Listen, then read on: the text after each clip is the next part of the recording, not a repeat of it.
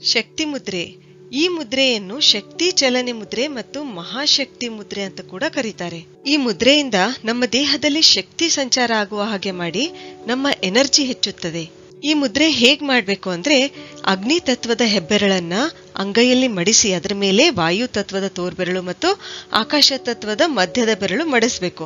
ಆಮೇಲೆ ಪೃಥ್ವಿ ತತ್ವದ ಉಂಗುರು ಬೆರಳುಗಳನ್ನ ಮತ್ತು ಜಲ ತತ್ವದ ಕಿರು ಬೆರಳುಗಳನ್ನ ಪರಸ್ಪರ ಜೋಡಿಸ್ಬೇಕು.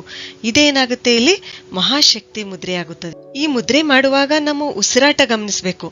ನಮ್ಮ ಕಿಬ್ಬೊಟ್ಟೆಯಲ್ಲಿ ಅಂದ್ರೆ ಸ್ವಾಧಿಷ್ಠಾನ ಚಕ್ರದ ಭಾಗದಲ್ಲಿ ಉಸಿರಾಟದ ಪ್ರಭಾವ ನಮಗೆ ಕಂಡುಬರುತ್ತೆ. ಇಲ್ಲಿ ಏನಾಗುತ್ತೆ ಅಂದ್ರೆ, ಅಗ್ನಿ, ವಾಯು, ಆಕಾಶ ತತ್ವಗಳ ಪ್ರಭಾವ ಕಡಿಮೆ ಆಗುತ್ತೆ. ಪೃಥ್ವಿ ತತ್ವ ಮತ್ತು ಜಲ ತತ್ವಗಳು ಪರಸ್ಪರ ಜೋಡಿಸಿರೋದ್ರಿಂದ ಇವುಗಳ ಶಕ್ತಿ ಹೆಚ್ಚುತ್ತದೆ. ಇದರಿಂದ ನಮ್ಮ ಕಿಬ್ಬೊಟ್ಟೆಯ ಮೇಲೆ ಪರಿಣಾಮ ಉಂಟಾಗುತ್ತೆ. ಸಣ್ಣ ಕರುಳಿನ ನೋವು ಕಡಿಮೆಯಾಗಿ ಕರುಳಿನ ಆರೋಗ್ಯ ಸುಧಾರಿಸುತ್ತೆ.